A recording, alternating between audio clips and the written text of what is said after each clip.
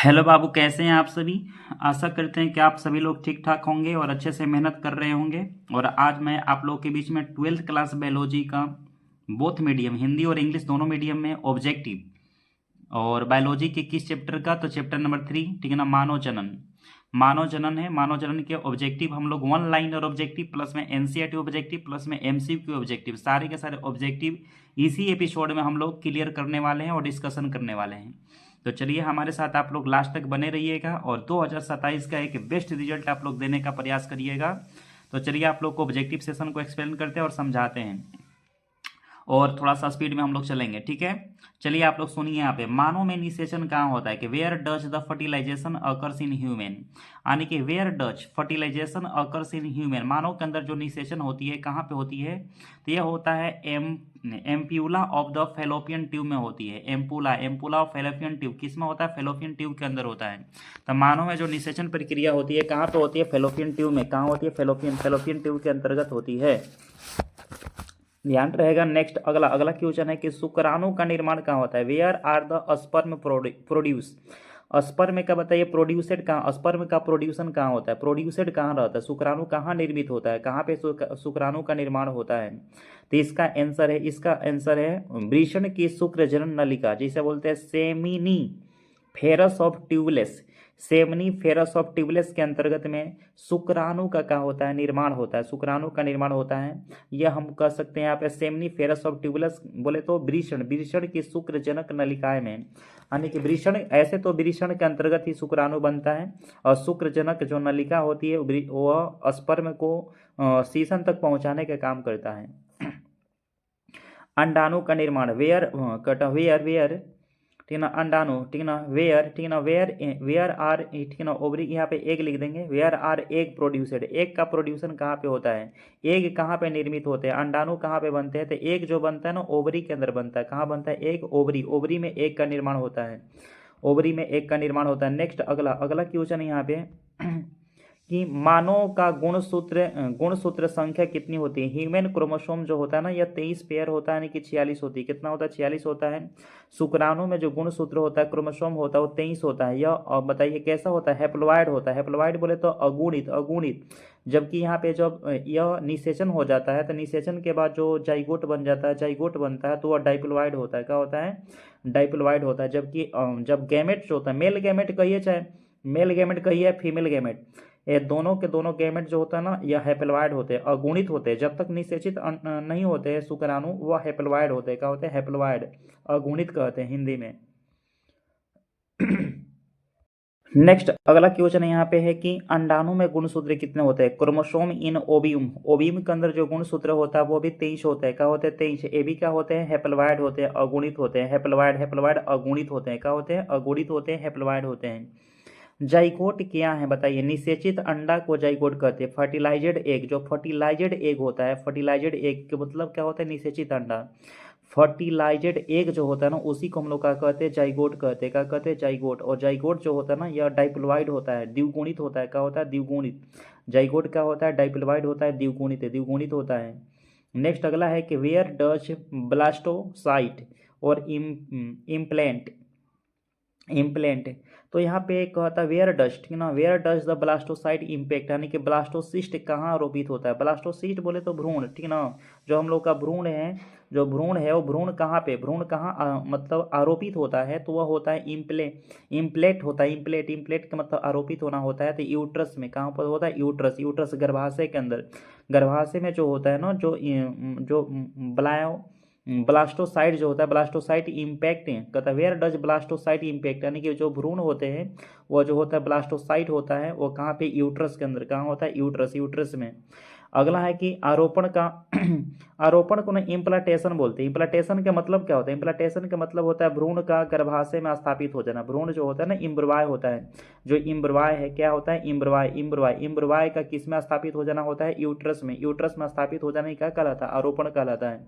NCERT question है कि आरोपण किसे कहते हैं, इम्प्लांटेशन का मतलब क्या होता है। द इम्ब्रवाय का, ठीक है ना, एस्टेब्लिशिड हो जाना किस में, यूट्रस में, उसी को कहते हैं इम्प्लांटेशन बोलते हैं। गर्भावधि कितने दिन की होती है, कहता है gestation period in the human, तो गर्भावधि कितने दिन की होती है?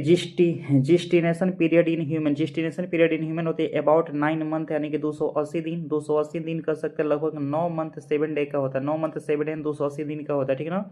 जो gestation period in human, gestation period in human के अंदर जो होती है वो अबाउट 9 मंथ, अबाउट कितना होता है? 9 मंथ यानी कि 280 डे का होता है। और व्हाट इज प्लेसेंटा? प्लेसेंटा क्या है? तो फोइटो मेटेरियल टिश्यू यानी कि जो ये भ्रूण भ्रूण जो होता है उसे इम्ब्रवाय को ना, प्लेसेंटा एक प्रकार का टिश्यू होता है और यह न्यूट्रिशन प्रदान करने के काम करता है। इम्ब्रवाय को क्या करता है? न्यूट्रिशन देता है। इम्ब्रवाय को न्यूट्रिशन प्रदान करने का काम करता है प्लेसेंटा। नेक्स्ट अगला क्वेश्चन है कि testosterone is a secrete from, testosterone का सेक्रेशन कहाँ से होता है? टेस्टिस से होता है। टेस्टोस्टेरोन जो हार्मोन होता है इसका सेक्रेशन कहाँ से होता है? Testis. Estrogen secreted from, estrogen का सेक्रेटेड होता है ओवरी से। एस्ट्रोजेन सेक्रेटेड कहाँ से होती है? ओवरी। ओवरी के द्वारा क्या सेक्रेटेड होता है? एस्ट्रोजेन का सेक्रेटेड होता है ओवरी, ओवरी के द्वारा सेक्रेटेड होता है। नेक्स्ट अगला है फंक्शन ऑफ प्रोजेस्टेरोन यानी कि फंक्शन ऑफ प्रोजेस्टेरोन यानी कि प्रोजेस्टेरोन का क्या फंक्शन है, क्या फंक्शन है ये हम लोग देखेंगे यहाँ पे। तो इसका मेंटेन ऑफ प्रेगनेंसी, या मेंटेन ऑफ प्रेगनेंसी को मेंटेन करने का काम करता है। फंक्शन ऑफ प्रोजेस्टेरोन जो है गर्भ बनाए रखने के काम करता है। नेक्स्ट अगला क्वेश्चन है यहाँ पे, देखिए मासिक धर्म की अवधि, मेंसुरेशन साइकिल का जो लेंथ होता है ना 28 डे का होता है। मेंसुरेशन साइकिल के लेंथ कितने दिन का होता है? 28 डे का होता है। मेंसुरेशन साइकिल के जो प्रक्रिया होती है कितने दिन का? 28 दिन की होती है मेंसुरेशन साइकिल। और 28वें दिन में जो 14वें दिन जो ना ओवुलेशन का घटना होता है, ओवुलेशन जो होता है निषेचन प्रक्रिया की घटना 14वें दिन होती है। और 14, 5, 19वें दिन यानी कि 14 में 5 जोड़िए तो क्या हो जाएगा? 19वें दिन जो ना इम्ब्रवाय बन जाता है। 19 में और 4 डेट जोड़िए तो 23वें दिन जो है ना वह यूट्रस में जाकर स्थापित हो जाता है। इम्ब्रवाय यूट्रस में क्या होता है? स्थापित हो जाता है, यूट्रस में स्थापित हो जाता है। तो यहाँ पर देखिए यहाँ पे मेंसुरेशन साइकिल जो होती है 28 डे का होता है। और ओवुलेशन की घटना भी नीचे हम लोग देखेंगे। यहाँ पे क्वेश्चन नंबर देखिए 16, यहाँ पे 16 में है कि when does the ovulation occur, ovulation जो होता है ना 14वें दिन होती है। 14वें दिन जो होता है निषेचन प्रक्रिया होती है, ओवुलेशन की घटना होती है। प्लस में 14, 5 दिन बाद यानी कि 14, 5, 19वें दिन जो होता है हम लोग का यहाँ पे इम्ब्रवाय बन जाता है, इम्ब्रवाय का निर्माण हो जाती है। प्लस में 4 दिन और 23वें दिन जो होता है वह यूट्रस में जाकर स्थापित हो जाता है। यूट्रस में जाके क्या होता है? स्थापित हो जाता है। एफएसएच का फुल यानी कि फुल फॉर्म ऑफ एफएसएच जो होता है ना फॉलिक एस्टिमुलेटिंग हार्मोन से, फॉलिक एस्टिमुलेटिंग हार्मोन होती है। एफएसएच जो होता है ए फॉलिक एस्टिमुलेटिंग हार्मोन होती है। कैसा हार्मोन होता है? फॉलिक एस्टिमुलेटिंग हार्मोन होता है एफएसएच होता है।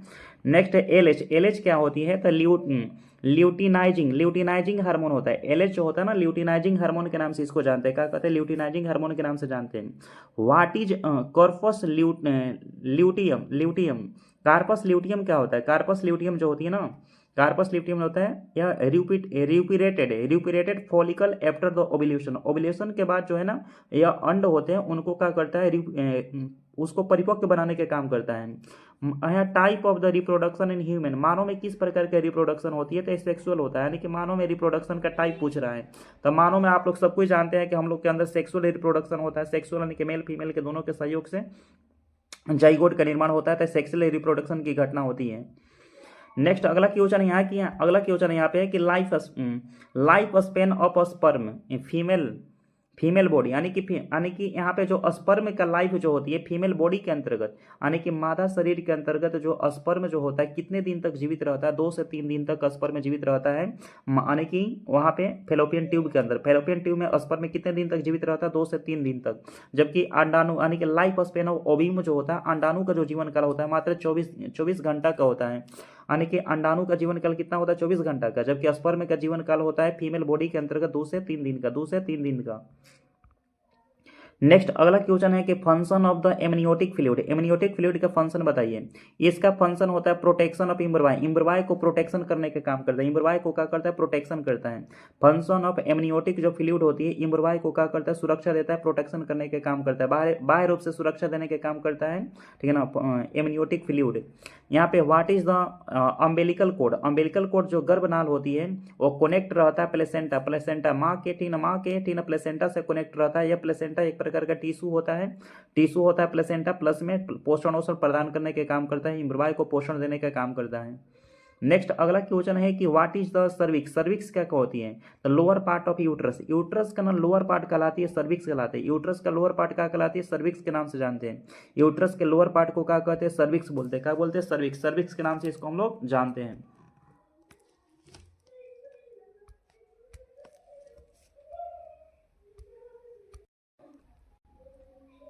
तो यूट्रस के यहाँ पे लोअर पार्ट को क्या कहते हैं? सर्विक्स बोलते हैं। कहते हैं यहाँ व्हाट इज वेजाइना, वेजाइना क्या है? तो वर्थ कैनाल, ये जन्म, यह मतलब वर्थ कैनाल बोले तो जन्म, ये जनन का बाह्य भाग होता है, जनन का बाह्य भाग होता है, उसे वेजाइना या योनि के नाम से उसको हम लोग जानते हैं। नेक्स्ट यहाँ पे अगला क्वेश्चन है कि मेल एक्सेसरी ग्लैंड क्या है? मेल का एक्सेसरी ग्लैंड, सहायक ग्लैंड जो है मेल में कौन कौन से एक्सेसरी ग्लैंड में आते हैं? तो सेमिनल वेसल आता है, प्रोटेस्ट ग्लैंड आता है और वल्वो यूरेथल आता है। ये सारे के सारे जो है मेल एक्सेसरी ग्लैंड में आते हैं। जब एग्जाम में दे सकता है कि मेल एक्सेसरी ग्लैंड का नाम बताएं, तो सेमिनल वेसल, प्रोटेस्ट ग्लैंड और वल्वो यूरेथल। उसके बाद व्हाट इज सीमेन, सीमेन क्या होता है बताइए? सीमेन, सीमेन जो होता है ना, सीमेन, सीमेन स्पर्म और सेमिनल फ्लूइड से मिलकर बनता है। जो सीमेन होता है वह स्पर्म हो गया, सेमिनल फ्लूइड से मिलकर बना होता है। प्लस इसके साथ साथ इसमें क्या कर रहा था? फ्रक्टोज, फ्रक्टोज रहती है, फ्रक्टोज के साथ साथ कार्बोहाइड्रेट का भी मिश्रण होता है। ओजिनेसिस का मतलब क्या होता है बताइए? ओजिनेसिस, ओजिनेसिस जो है यहाँ पे कहता है व्हाट इज ओजिनेसिस, ओजिनेसिस का मतलब होता है फॉर्मेशन ऑफ ओविम, अंडाणु का बनना ही क्या कहलाता है? अंडाणु का बनना ही ओजिनेसिस कहते हैं। क्या कहते हैं? ओजिनेसिस, अंडाणु का बनने की घटना को क्या कहते हैं? ओजिनेसिस कहा जाता है। ये कैसे बनता है? तो भाई साहब इसमें होता है समसूत्री विभाजन होती है। कौन सी समसूत्री विभाजन? मिटोसिस डिवीजन होती है। क्या होता है? मिटोसिस डिवीजन की घटना होती है, तब अंडाणु का निर्माण होता है। नेक्स्ट अगला क्वेश्चन है कि what is the spermatogenesis, sperm का निर्माण कैसा होता है? तो फॉर्मेशन ऑफ स्पर्म जो होती है ना, फॉर्मेशन ऑफ स्पर्म जो होता है, स्पर्म का निर्माण जो होती है ना, स्पर्मेटोजेनेसिस कहते हैं। स्पर्मेटोजेनेसिस का हिंदी होता है शुक्राणु जनन, शुक्राणु जनक कहते हैं। स्पर्म का बनना ही शुक्राणु जनन कहलाता है। स्पर्म का बनना का कहलाता है शुक्राणु जनन। ये भी समसूत्री विभाजन के बाद ही बनती है। गोनेडोट्रोपिक हार्मोन कौन कौन है? गोनेडोट्रोपिक हार्मोन यहाँ पे देखिए, गोनेडोट्रोपिक हार्मोन जो होता है ना, एफएसएच और एलएच दोनों के दोनों जो होते हैं गोनेडोट्रोपिक हार्मोन होते हैं। क्या होते हैं? गोनेडोट्रोपिक हार्मोन होते हैं। Function of the prolactin, prolactin का काम है मिल्क का प्रोडक्शन करना। मिल्क उत्पादन करने में कौन से हार्मोन काम करते हैं? प्रोलैक्टिन। जबकि मिल्क को उत्पादन में सहायक होते हैं ऑक्सीटोसिन। तो नेक्स्ट अगला क्वेश्चन है यहाँ पे, ठीक है ना। अगला है कि फंक्शन ऑफ ऑक्सीटोसिन, ऑक्सीटोसिन का काम होता है यहाँ पे मिल्क इंजेक्शन का काम करता है, मिल्क को उत्पादन में सहायक होता है। जबकि प्रोलैक्टिन जो होता है ना, प्रोलैक्टिन मिल्क को प्रोडक्शन करता है, मिल्क को उत्पादन करता है। यहाँ पे मानव भ्रूण में हृदय कब धड़कना, यानी कि heart beat beginning at, heart beat जो बिगिनिंग होती है, यानी कि मानव हृदय का जो विकास होता है, यानी कि भ्रूण का यहाँ बात चल रहा है ना कि heart beat beginning at about एक 1 मंथ के बाद है ना कि 28 डे के अंदर में ना भ्रूण का हृदय विकास हो जाता है। सबसे पहले हृदय ही धड़कता है, ठीक है। भ्रूण के सबसे पहले हृदय का विकास होता है, अप्रोक्सीमेटली 1 मंथ का होता है। 28 डे के अंदर में भ्रूण का हृदय का विकास हो जाता है। नेक्स्ट अगला क्वेश्चन है कि test tube baby, test tube baby technique जो कहलाता है ना, इन विट्रो फर्टिलाइजेशन, आईवीएफ कहते हैं। टेस्ट ट्यूब बेबी जो टेक्निक है उसे हम लोग क्या कहते हैं? आईवीएफ के नाम से जानते हैं। टेस्ट ट्यूब बेबी जो होता है उसे क्या कहते हैं? आईवीएफ के नाम से जानते हैं। टाइप ऑफ फर्टिलाइजेशन मानव में किस प्रकार के फर्टिलाइजेशन होता है? इंटरनल होता है। मानव में फर्टिलाइजेशन कैसा होता है? इंटरनल फर्टिलाइजेशन होता है। अच्छा थोड़ा सा बात करते हैं टेस्ट ट्यूब के अंतर्गत होता क्या था। टेस्ट ट्यूब में मेल गैमेट और फीमेल गैमेट के स्पर्म, ठीक है, मेल गैमेट स्पर्म हो गया, फीमेल गैमेट एग हो गया, दोनों का आपस में बाहर एक प्रयोगशाला के अंतर्गत में टेस्ट ट्यूब यानी कि मतलब एक ट्यूब के अंदर मिलाया जाता है, मिला करके पूर्ण उसे गर्भाशय में स्थापित कर दिया जाता है। उसी को कहते हैं आईवीएफ कहते हैं। क्या कहते हैं? आईवीएफ कहते हैं। आईवीएफ इन विट्रो फर्टिलाइजेशन बोलते हैं। नेक्स्ट अगला क्वेश्चन है यहाँ पे कि यहाँ पे एवरेज न्यू बॉर्न वेट है, न्यू बॉर्न यानी कि जो नए जो शिशु का जन्म होता है उनका एवरेज वेट जो होता है लगभग में 2 से 3.5 kg के करीब में होती है। 2 से कितना होता है? 3.5, 2 से मतलब 3.5 kg के करीब में होती हैं। 2 से 3.5 kg के करीब में मतलब शिशु का होता है। यहाँ पे 3 kg अप्रोक्सीमेट लिखा है, लेकिन 2 से एवरेज होता है। एवरेज तो 3 kg है, ठीक है ना, लेकिन होता है उनका वेट 2 से मतलब कोई 2 kg 2.5 kg वो 3-3.5 kg के करीब में मतलब शिशु का बॉर्न का जन्म होता है। यहाँ पे है कि फर्स्ट मिल्क इज कोल्ड, यानी कि जब देखिए जब महिलाएं जो होते हैं जो वो प्रथम प्रसव होता है, प्रथम बार उनके मतलब प्रसव के दौरान जो चाइल्ड का बॉर्न होता है तो उनके द्वारा जो मिल्क का सेक्रेशन होता है उसे मिल्क को कहते हैं कोलेस्ट्रॉल कहते हैं। क्या कहते हैं? कोलेस्ट्रॉल के नाम से जानते हैं। तब फर्स्ट मिल्क इज कोल्ड। तो महिलाओं के जो फर्स्ट बार जो पहला बार प्रसव की घटना होती है, जो होता है चाइल्ड का जो जन्म होता है, तो उसे प्रसव बोलते हैं हम लोग। तो जब मिल्क का बाहर निकलता है, उस मिल्क को क्या कहते हैं? कोलेस्ट्रॉल कहते हैं। कोलेस्ट्रॉल जो होता है रोग प्रतिरोधक क्षमता को बढ़ाता है बच्चों का, जो एक माँ के पास ही मतलब मिल सकता है चीज़ें। कोलेस्ट्रॉल में क्या अधिक होती है? तो रिच इन द कोलेस्ट्रॉल जो होता है ना, एंटीबॉडी होता है। एंटीबॉडी यानी कि बच्चे में एंटीबॉडी की मात्रा को बढ़ाता है, जिससे रोग प्रतिरोधक क्षमता, उनकी इम्यूनो सिस्टम बढ़ जाती है। रोगों से लड़ने की क्षमता उनकी बढ़ जाती है। लोग से नहीं, रोगों से लड़ने की क्षमता। नेक्स्ट अगला क्वेश्चन यहाँ पे है कि यहाँ पे एक्सटर्नल मेल जेनेसियल ऑर्गन, यानी कि मेल का जो एक्सटर्नल भाग होता है पेनिस कहलाता है। क्या कहलाता है? पेनिस कहलाता है। लगभग में 9 से 14 सेंटीमीटर लंबा होती है। पेनिस के मतलब बाहरी भाग जो है ना लचीली होती है, और इसका अग्रभाग अग्रछंद कहलाता है। जबकि एक्सटर्नल फीमेल जेनेसियल पार्ट जो होती है वो विडवा कहलाती है, या योनि के नाम से इसको हम लोग जानते हैं, वजाइना बोलते हैं। नेक्स्ट अगला क्वेश्चन है कि व्हाट इज हाइमेन? हाइमेन क्या होता है? तो देखिए, कहता membrane at the vagina opening. Vagina opening का मतलब बाह्य परत होता है, और यह प्रथम मतलब मैथुन प्रक्रिया, प्रथम सेक्सुअल रिप्रोडक्शन के दौरान जो हाइमेन जो होता है टूट जाता है। कभी कभी हाइमेन जो है भाग दौड़ योगा प्रक्रिया और क्रिया करने से भी टूट जाता है, ठीक ना हाइमेन। तो हाइमेन जो होता है ना, योनि का एक बाह्य लेयर होती है। क्या होती है? बाह्य लेयर होती है। कहता है यहाँ पे है कि another name of the fallopian tube है। फेलोपियन ट्यूब का एनोदर नेम पूछ रहा है, तो उसे कहते हैं ओविडक्ट कहते हैं। क्या कहते हैं? ओविडक्ट के नाम से जानते हैं फेलोपियन ट्यूब का। Another name of fallopian tube जो होती है उसे क्या कहते हैं? ओविडक्ट। ओविडक्ट के नाम से उसको हम लोग जानते हैं। नेक्स्ट अगला क्वेश्चन है यहाँ पे कि mitosis occurs in the mitosis की घटना जो होती है सोमेटिक सेल में होती है। इसमें जो ना अंग ऑर्गन का निर्माण होता है, अंग का जो निर्माण होता है वो घटना होता है मिटोसिस से होती है। क्या होती है? मिटोसिस से होती है। मिटोसिस बोले तो समसूत्री विभाजन में अंगों का विकास होता है। जबकि मियोसिस जो होती है ना, इसमें जर्म सेल, नई कोशिका का जन्म होता है। नई कोशिका के जन्म जो होता है अर्धसूत्री विभाजन, इसे मियोसिस कहते हैं। क्या कहते हैं? मियोसिस कहते हैं। क्या कहते हैं? मियोसिस। नेक्स्ट अगला क्वेश्चन है कि ईयरली इम्ब्रवानिक स्टेज। ईयरली जो इम्ब्रवानिक स्टेज जो होता है मोरुला कहलाता है। क्या कहलाता है? मोरुला के नाम से जानते हैं। ईयरली इम्ब्रवानिक स्टेज जो होते हैं ना, उसे मोरुला के नाम से उसको जानते हैं। क्या कहते हैं? मोरुला कहते हैं। नेक्स्ट है कि layer of the blastocyst. Layer of the blastocyst जो होती है उसे कहते हैं ट्रोफोब्लास्ट और इनर सेल ऑफ मास के नाम से जानते हैं। लेयर ऑफ द ब्लास्टोसाइट जो होती है उसे ट्रोफोब्लास्ट और इनर सेल के नाम से जानते हैं। नेक्स्ट है function of the trophoblast. Trophoblast क्या होता है? वो इम्प्लांटेशन की घटना होती है।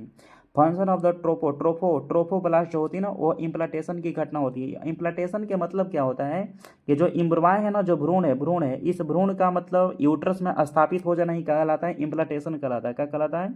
इम्प्लांटेशन के नाम से इसको हम लोग जानते हैं। फॉर्म ऑफ यहाँ पे कह रहा है inner cell of mass. Inner cell of mass जो होती है उसे इम्ब्रवाई के नाम से जानते हैं। और twin type of the twins जो होती है आइडेंटिकल एंड द फ्रेंटर्नल के नाम से इसको हम लोग जानते हैं। तो टाइप ऑफ द ट्विन्स जो होती है फ्रेंटर्नल के नाम से इसको हम लोग जानते हैं। अभी इसी स्लाइड में हम लोग और भी क्वेश्चन देखेंगे, MCQ देखेंगे जो नीट लेवल का आधारित है। तो चलिए हम उस क्वेश्चन के ऊपर चलते हैं जो MCQ आधारित है। इसके बाद हम लोग NCERT टॉपिक इसी स्लाइड में हम लोग देखेंगे। चलिए अब यहाँ पे आगे हम लोग थोड़ा सा नीट लेवल टाइप के क्वेश्चन, जैसे यहाँ पे है the function of the unit of testis की इकाई क्या कहलाती है? तो टेस्टिस की इकाई जो कहलाती है ना, उस कहलाती है सेमनीफेरस ट्यूबुलस कहलाती है। सेमनीफेरस ट्यूबुलस कहलाता है। सेमनीफेरस नलिकाएं के नाम से उसको जानते हैं। सेमनीफेरस नलिकाएं के नाम से उसको हम लोग जानते हैं। नेक्स्ट अगला क्वेश्चन है यहाँ पे कि स्पर्मेटोजेनेसिस जो होता है ना, स्पर्मेटोजेनेसिस जो होता है उसे हम लोग क्या कहते हैं? सेमनीफेरस ट्यूबुलस के नाम से जानते हैं। उसे क्या कहते हैं?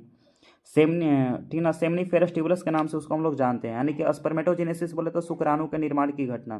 नेक्स्ट अगला क्वेश्चन है कि यहाँ पे hormone the produce by Leydig cell, यानी कि लेडिंग कोशिका द्वारा स्त्रावित जो हार्मोन होता है, लेडिंग कोशिका से जो हार्मोन का स्त्रावित होता है उसे हम लोग क्या कहते हैं? टेस्टोस्टेरोन कहते हैं। क्या कहते हैं? टेस्टोस्टेरोन के नाम से उसको हम लोग जानते हैं। नेक्स्ट अगला क्वेश्चन है यहाँ पे कि सर्टोली सेल, जो सर्टोली कोशिका होती है वो क्या देती है? तो शुक्राणुओं को पोषण देती है। न्यूट्रिशन ऑफ स्पर्म को न्यूट्रिशन देने के काम करती है कौन सी कोशिका? सर्टोली कोशिका जो होती है ना, शुक्राणु को पोषण देने का काम करती है। शुक्राणु को पोषण देने के काम करती है। नेक्स्ट अगला क्वेश्चन है कि प्रति ml वीर्य जो होता है ना, कितना उत्पादन होता है? प्रति ml जो होती है ना, यहाँ पे प्रति एम एल जो है यहाँ पे 20 से 120 मिलियन ये लिखा है। आपको यहाँ पे बता दें तो यहाँ 5 माइक्रोन के बराबर, ठीक है ना, 5 माइक्रोन, एक बार में 5 माइक्रोन के बराबर स्पर्म का उत्पादन होता है। लगभग लगभग में होता है 80 लाख से 1 करोड़ होती है, 80 लाख से 1 करोड़ का उत्पादन होता है प्रति एम एल वीर्य समान शुक्राणु, नहीं सॉरी यहाँ पे ना क्वेश्चन देखिए, हम यहाँ पे शुक्राणु की संख्या पूछ रहा है, ठीक है ना। शुक्राणु की संख्या जो होती है ना, यहाँ पे जो शुक्राणु की संख्या होती है अप्रोक्सीमेटली जो होता है ना 20 से 120 मिलियन होती है। 20 से कितना होती है, 120 मिलियन होती है शुक्राणु की संख्या होती है। नेक्स्ट अगला अगला क्वेश्चन है यहाँ पे कि ओव्यूलेशन अकर्स वन डे, यानी कि एक दिन में यानी कि अंडो उत्सर्जन जो होता है ना यह 14वें दिन होती है। किस दिन होती है, 14वें दिन। और उसी दिन स्पर्म का जो है ना गुणसूत्र अगर एक्स वाई पहुंचता है, पहले एक्स पहुंचेगा तो वहाँ पे पुत्री होने की संभावना, वाई पहुंचेगा तो वहाँ पुत्र होने की संभावना होती है। तो 14वें दिन जो होता है ना अंड का उत्सर्जन होता है। नेक्स्ट अगला क्वेश्चन है यहाँ पे, अगला क्वेश्चन है कि hormones the responsible of ovulation, यानी कि कौन सा हार्मोन जो है ओव्यूलेशन के लिए रिस्पॉन्सिबल होता है। तो एलएच हार्मोन, एलएच हार्मोन जो होता है ना अंडो उत्सर्जन के लिए जिम्मेवार होता है। अंडो उत्सर्जन के लिए कौन सा जिम्मेवार होता है, एलएच हार्मोन। कौन सा हार्मोन होता है, एलएच हार्मोन होती है। नेक्स्ट अगला अगला क्वेश्चन है यहाँ की फर्टिलाइजेशन अगर निषेचन जो होता है ना एंडीम वाहिनी नलिका के अंदर होती है, फेलोपियन ट्यूब के अंतर्गत में निषेचन प्रक्रिया होती है, फेलोपियन ट्यूब में होता है। नेक्स्ट अगला क्वेश्चन है यहाँ पे आरोपण के मतलब क्या है। आरोपण के मतलब होता है यहाँ पे गर्भाशय के अंदर आरोपण का स्थान, आरोपण का जो स्थान होता है ना एंडोमेट्रियम होता है। गर्भाशय की जो भीतरी दीवार होती है उसी को एंडोमेट्रियम कहते हैं। क्या कहते हैं, एंडोमेट्रियम के नाम से उसको हम लोग जानते हैं।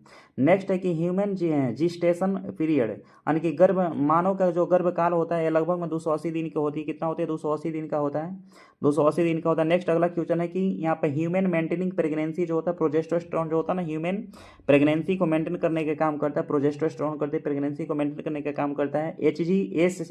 HCG हार्मोन जो होता है ना यह प्लेसेंटा के द्वारा ना इसका उत्सर्जन किया जाता है, प्लेसेंटा उत्सर्जन करता है। नेक्स्ट है मिल्क प्रोडक्शन के लिए कौन सा हार्मोन है, प्रोलैक्टिन, अभी बताया पीछे, प्रोलैक्टिन जो होता है मिल्क प्रोडक्शन करता है। नेक्स्ट अगला यहाँ पे अगला क्वेश्चन नंबर यहाँ पे है एक्रोसोम जो होता है ना कंटेन होता है एंजाइम को कंटेन करने का काम करता है, एक्रोसोम एंजाइम को कंटेन करने का काम करता है। नेक्स्ट अगला क्वेश्चन है यहाँ पे कि मेल एक्सेसरी ग्लैंड, कौन सा मेल एक्सेसरी ग्लैंड नहीं है। तो बार्थोनियल ग्रंथि एक्सेसरी ग्लैंड नहीं है, जबकि सेमिनल है, प्रोटेस्ट है, कॉपलर ग्लैंड है एक्सेसरी है, जबकि बार्थोनियल ग्लैंड ग्रंथि जो है यह एक्सेसरी ग्लैंड नहीं है मेल का।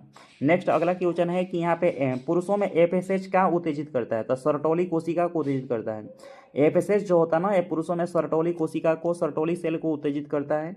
नेक्स्ट अगला क्वेश्चन है यहाँ पे कि कॉर्पस ल्यूटियम जो सेक्रेट करता है, कार्पस ल्यूटियम ना प्रोजेस्टेरोन को सेक्रेशन करता है, उत्पादन करने का काम करता है। नेक्स्ट अगला क्वेश्चन है कि mensuration cycle duration, mensuration cycle जो ना 28 दिन की होती है, 28 दिन की होती है मेंसुरेशन साइकिल जो होता है ना 28 डे का होता है। नेक्स्ट लास्ट क्वेश्चन हम लोग का यहाँ पे कि निषेचन जो होता है, निषेचन से रिजल्ट जो बनती है जाइगोट का निर्माण होता है। जाइगोट जो होता है ना डाइप्लोइड होती है, क्या होती है, डाइप्लोइड होती है। तो ये हम लोग का सेशन रहा था, ज़्यादा बड़ा सेशन नहीं है, मात्र 22 मिनट का यह क्लास रहा है। तो आप सभी लोगों को धन्यवाद, ठीक है ना। इसी प्रकार हम लोग नेक्स्ट सेशन भी आप लोगों के सामने लेकर के बहुत जल्दी ही आएंगे।